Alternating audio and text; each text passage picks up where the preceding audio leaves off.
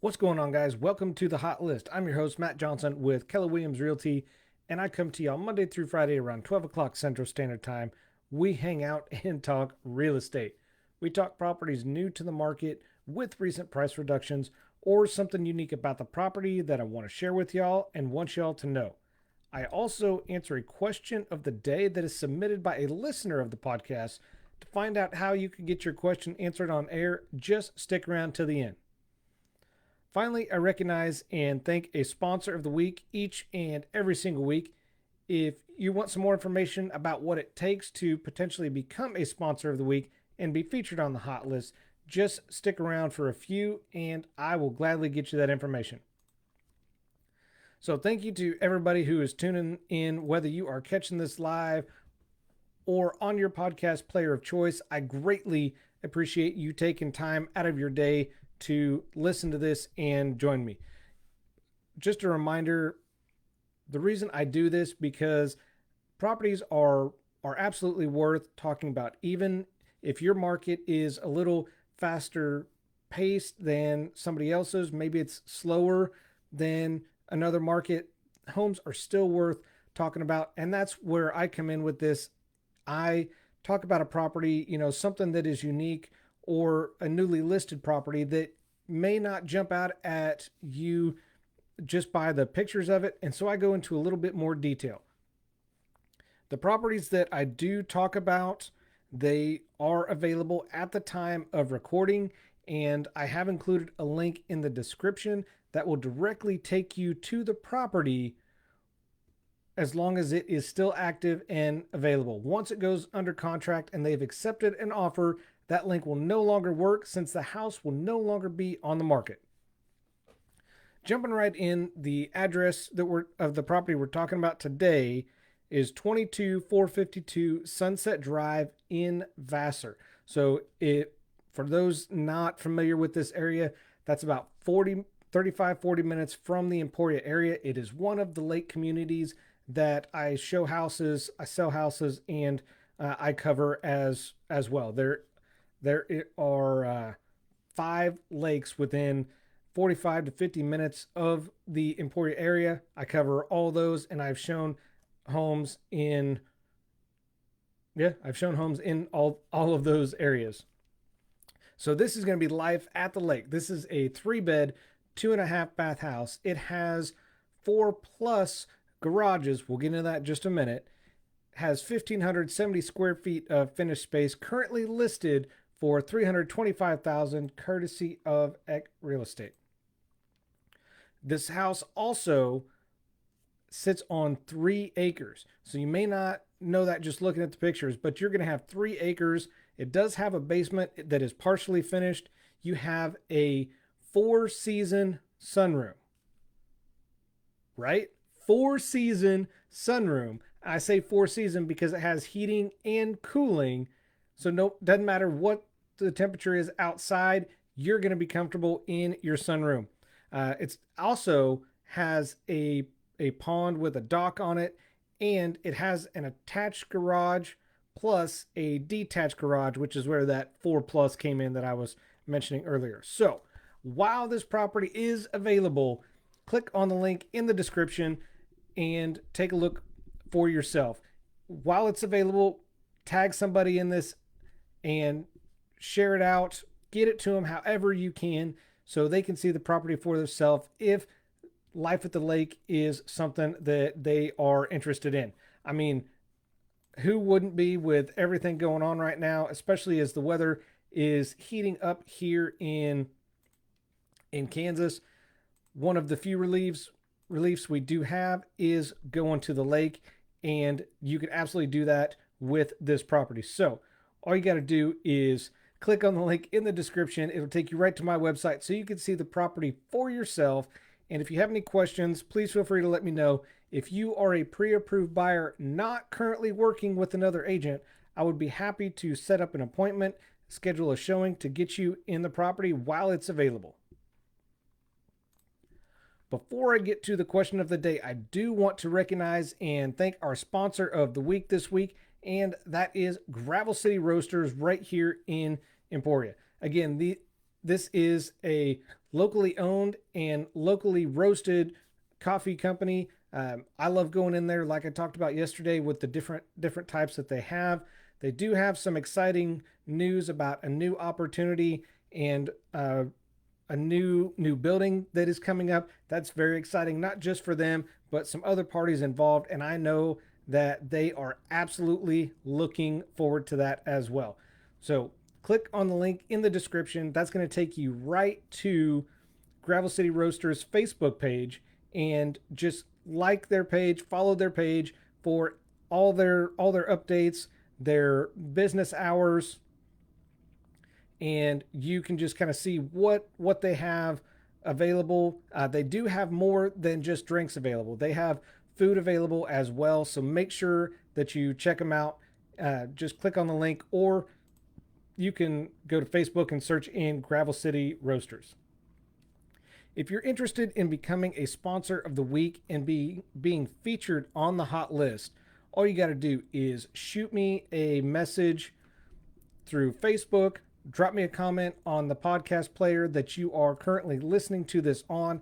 I would be happy to reach out to you, have a conversation regarding what it takes to become a sponsor of the week and be featured on the hot list Monday through Friday. So I just want to thank everybody for their continued support. I greatly appreciate it. So make sure that you reach out to me and we will get you some coverage on the hot list. That's going to bring us to our question of the day. Now, the question of the day is submitted by a listener of the podcast. Each and every day I answer a question. It is submitted by a listener. So if you have a real estate question, you're not sure where to start, I would be happy to be the real estate resource that you reach out to, get a hold of, and start with. Because if you have a question about real estate, there is a very high chance somebody else is going to have that same question or similar question, and I use those questions for future episodes like this one. So I can't continue to do it without your help and without those questions, so make sure that you keep them coming. The question of the day: what's the difference between pre-qualified and pre-approved?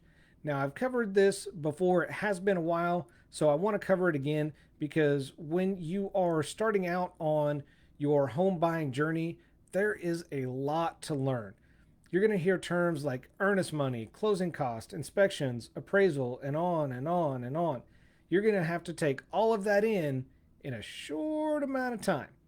Of all the things to know, I believe that understanding the difference between pre-qualified and pre-approved is one of the most important, if not the most important, factors that you can learn.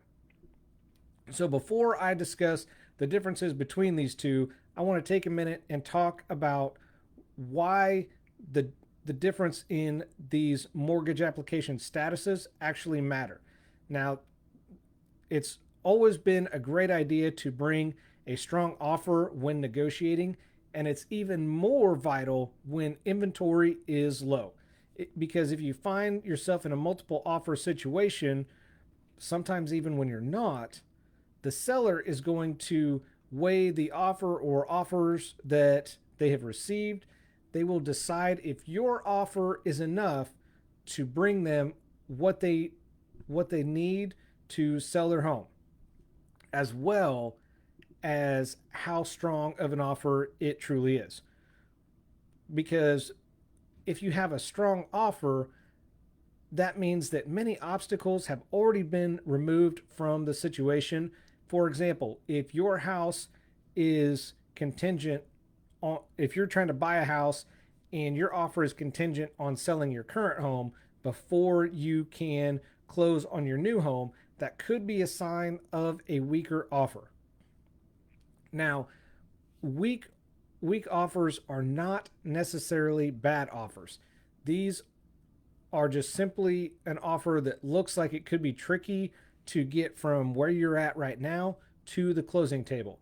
And sellers, as well as agents, a lot of time have to evaluate that risk versus reward and make sure that that's not too high for them to proceed.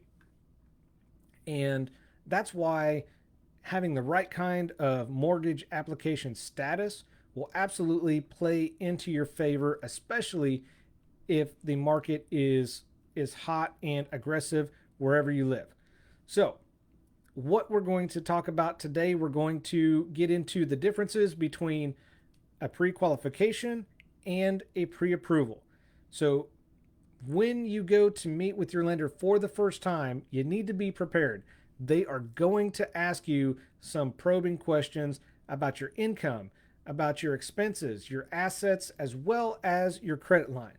They are not being nosy. Let me repeat that. They are not being nosy.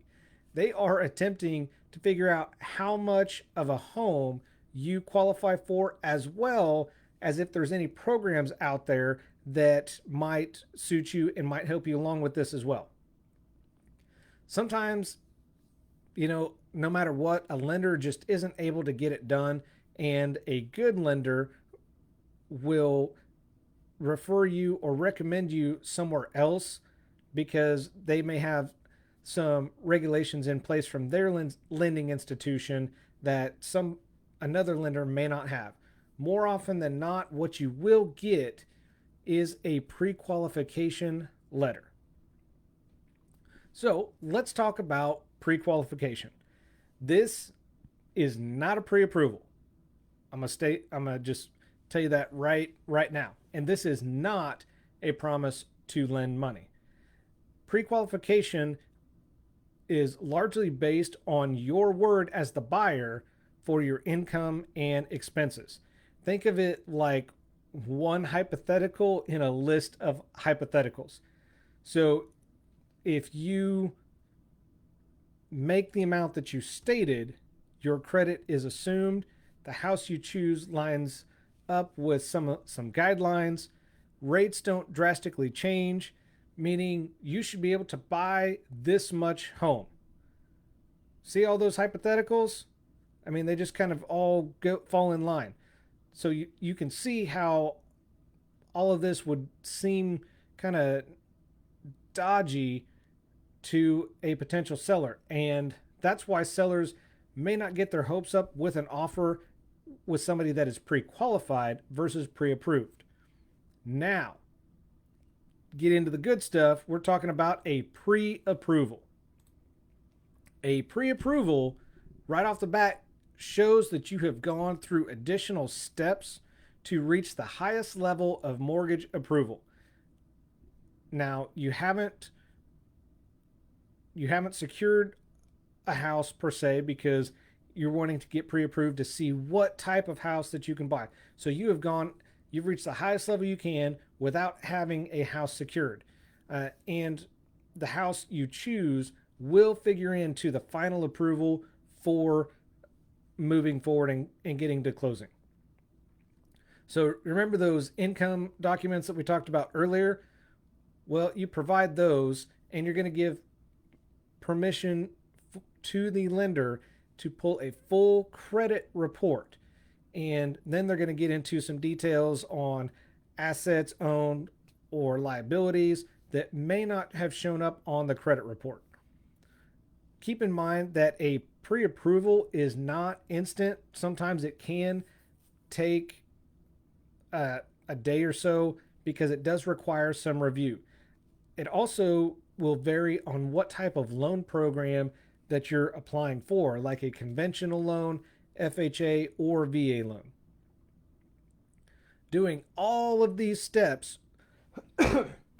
before looking at a house shows potential sellers you're already putting in a lot of work and a lot of effort to ensure that you can get to the closing table if your offer is accepted, and that you're eager to move forward with the process. This is exactly the type of buyer the seller wants to see and is looking for right now. Not just in this market, but in every single market. So there you have it. Those are the differences between a pre-qualification and a pre-approval. If you guys have any further questions about this, please feel free to reach out to me. Make sure that you drop a comment, leave a review. If you're listening to this on podcast player, leave a review. It helps other people find the show and get educated as well. I just want to thank you guys again for joining me and tuning in. Again, I'm your host, Matt Johnson with Keller Williams Realty. I do this because your experience matters and should be trusted with the veteran. Y'all have a phenomenal day, and I'll see you tomorrow. Take care.